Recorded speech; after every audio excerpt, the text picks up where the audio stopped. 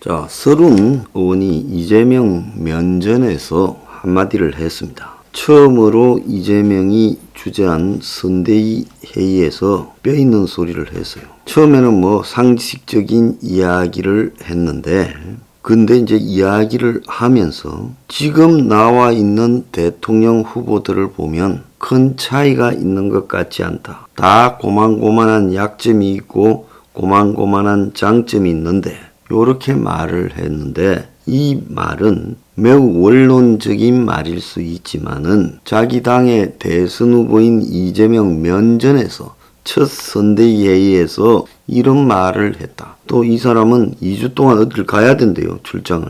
그럼에도 불구하고 지금 이런 말을 하고 갔다라는 것은 이것은 분명히 뼈아픈 소리를 한 겁니다. 그는 경선 과정에서 대장동 의혹과 관련해 이재명의 배임 구속 가능성을 언급하며 여러 차례 날을 세웠어요. 그런데 서른이가 성복 선언을 하고 포옹을 하고 소맥 회동을 했다 하지만은 그렇지만은 서른이 중남미 포럼이라는 국회 포럼 자체에서 출장을 남미에 2주 동안 간다. 자, 대선 선대위의 공동 선대위원장으로 이낙연 쪽에 상징적 저항의 인물인 서른을 집어넣어야 이재명이 뭔가 모양을 갖출 거다 생각해서 넣었겠지만 지금 이런 말을 정작 당사자는 했습니다. 이재명은 전국민 지원금을 지금 주겠다고 하며 25조의 재난지원금, 지역화폐 15조 해서 40조를 대선 전에 살포하겠다 했는데 김부겸은 정작 여력이 없다. 총리 입장에서 이 문제에 대해서 라디오에 나와가지고 당장 재정 여력이 없다. 주머니 뒤진다고 돈이 나오지 않는다. 라는 부정적 입장을 이야기했습니다. 자, 그런데 이재명이 재난지원금을 25조를 갖다가 대선 전에 편성하겠다. 이건 이제 완전히 총선 때 돈 뿌려서 이긴 것처럼 하겠다는 거예요. 이재명의 이런 행태 때문에 많은 사람들이 이재명을 싫어하지요. 그래서 지역화폐도 지금 15조를 뿌리겠다. 합쳐서 40조에 가까운 돈을 갖다가 풀겠다. 여기에 전국민 재난지원금은 1인당 30만원에서 50만원씩 더 주자고 이야기하고 소상공인 손실보상금도 10만원 상향하자고 하는 겁니다. 당 지도부야 어쩔 수 없이 협조하겠다고 했지만은 일부 의원들은 정부와 협의가 돼야 된다. 이런 식으로 가서는 안 된다. 국가 부채가 낮아서 비정상적이라며 돈을 더 쓰자라고 말하는 게 정상이냐. 자, 가계부채가 많다고 나라 곳간을 열자는 건데 아랫돌 뽑아서 윗돌 괴는 거 아니냐. 이런 이야기도 나오고 야당에서는 일제히 관건 선거이자 금권 선거라고 하고 나섰습니다. 이재명은 국가 채무 비율이 전 세계에서 가장 낮은 비정상적 상황이다. 이런 말을 했습니다. 자, 국민들은 65%가 이재명의 기본소득에 반대한다고 이렇게 지금 문화일보 모너리스트 여론조사에서 기본소득제에 대한 찬성이 34.9 그리고 반대가 65.1에 달하는 걸로 나왔습니다. 자, 그런데 이재명의 저런 발언에 대해 김부겸이 주머니 막 뒤지면 돈이 나오냐고 거부 의사를 밝히다. 그런데 언론들은 김부겸의 발언이 지극히 상식적이다. 나라 빚이 1,000조 원에 다갔었고 소비자 물가가 최고 상승률을 보이고 여기다 또 돈을 풀게 되면 물가가 더 올라갈 건데 그리고 빚이 지금 그 이자도 감당하기가 어려울 건데 또 재난지원금 카드를 대선을 앞두고 부리는 것은 결국은 매표 금권 선거를 하겠다는 것 아니냐. 지금 이런 이야기가 파다하게 나오고 있습니다. 자, 조선일보는 이재명의 1일 1소란 행위, 즉 매일 말을 가지고 사고를 치는 이유가 대장동을 덮기 위해서 이러는 것인가. 지금 이런 시각으로 칼럼을 썼어요. 근데 제가 봤을 때 이런 이재명이도 대단하지만은 이재명이 앞에서 그냥 대선 후보가 다 고만고만하다 이런저런 단점들이 있다라고 말을 한 서른이나 그냥 이재명이를 한 말을 언론에 나와서 박아버리는 김부겸을 보면서 여권 내부의 기류가 심상찮다라는 걸 지금 느낄 수 있습니다.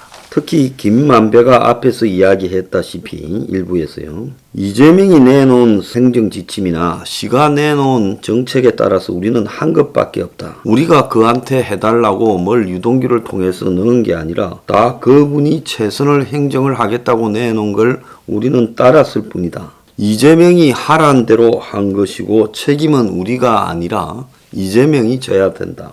요렇게 말을 했어요. 그래서 이재명이가 실제로 자기 입으로도 초과이익 환수 조항을 안 만든 게 아니라 고정이익을 확보하라는 성남시 지침 때문에 생긴 일이라 그에 반하는 주장을 하면 내 지시 위반이 돼서 안 된다. 즉 초과이익 환수 배제가 자기 지침이었다는 겁니다. 그래서 이재명이가 민간 사업자를 건설사 컨소시움을 빼고 금융권 컨소시움으로 해달라는 김만배의 요구도 관철됐는데 이재명은 국감에서 건설사가 들어오면 문제가 될 수 있기 때문에 건설사를 배제하라는 지침을 내렸다고도 했어요. 그래서 초과이익 환수를 배제하고 건설사를 배제한 것도 다 이재명이 한 것이고 그 결과 아주 소수가 수천억의 이익을 벌어들일 수 있었습니다. 자, 이런 부분에 대해 대장동 부분에 대해 여권 핵심은 이 사태의 본질이 누구한테 있다라는 것을 너무 잘 알 겁니다. 대장동은 누구 거다라는 것까지도 잘 알 겁니다. 그런데도 지금까지는 혹시나 하는 마음으로 이 문제에서 이재명이 수습할 수 있지 않겠느냐, 정리가 되겠지 하고 끌고 왔습니다. 자, 이재명이가 한 10월 10일 전에 후보로 그 사실 확정되었으니까 이재명이 이미 지금 후보로서 뛴 지가요 얼마나 되는가 하면 실질적으로 3주하고 한 절반 정도 지났습니다. 한 3주 절반이 지났음에도 이재명의 대장동 의혹은 더 거세지고 그 사이에 여권은 이재명을 안정적으로 만들기 위해서 온갖 지원을 했습니다. 당이고 청와대가 일사불란하게 지금 후보에서 당선되는 부분에 논란이 많았음에도 불구하고 이재명을 밀었고 언론사의 여론 조작 보도 등까지도 밀었고 또 더 나아가서 상대 동당 후보 윤석열도 어지간히 공격을 했습니다. 그럼에도 불구하고 이재명이 오늘날 이렇게 흔들거리고 가면 갈수록 문제가 발생하면서 이제 이재명에게 발을 빼는 경향이 명확하게 나타나고 있다. 이것이 지금 이 서른의 발언이나 김부겸의 발언에서 드러나고 있습니다. 그는 그의 똘마니들 중에 한 명이라도 배신하면 그는 끝나버리는 겁니다. 아마 여권 내부에서의 이재명의 권위 자체가 지금 무너지는 것 아니냐 그렇게 보고 있습니다. 자, 이재명 측근 정진상이가 유동규하고 통화했다라는 것을 입장문을 통해 인정했습니다. 뭐 전화 추적이 됐는데 그걸 부인할 수 없겠죠. 그래서 당시 녹취록이 언론에 대대적으로 보도되는 상황에서 평소 알고 있는 유동규 전 본부장의 모습과 너무나 달라 직접 확인이 필요했다면서 통화를 했다. 그래서 유동규에게 잘못이 있다면 감추지 말 것과 충실히 수사할 것을 당부했다. 유동규가 아주 착실하고 성실한 그런 자기들 동료인 줄 알았는데 뭐 받아먹고 어째서 걱정이 돼서 했다. 정진상이가 유동규가 화천 대유에 대해서 모든 걸 보고하면 보고받아서 이재명에게 했는데 정진상이가 지 살자고 이런 말을 하면 이것이 유동규에게 어떻게 받아들여지겠습니까? 결국은요, 살기 위해서 이런 말을 막 해대는데 그 결과가요, 지금 유동규가 일방적으로 그것을 받아들이고 이재명을 위해서 충성을 바치느냐. 제가 알기로는 나쁜 놈들 중에 어리도 없고 끝까지 충성도 없습니다. 결국 지금 이 당 내부나 행정부에서도 이재명이 부담스럽게 생각되지만 이재명의 측근들도 역시 이재명이 부담스러운 순간이 곧 온다는 겁니다. 왜? 이재명은 좋은 사람이 아니기 때문에 그렇다는 겁니다.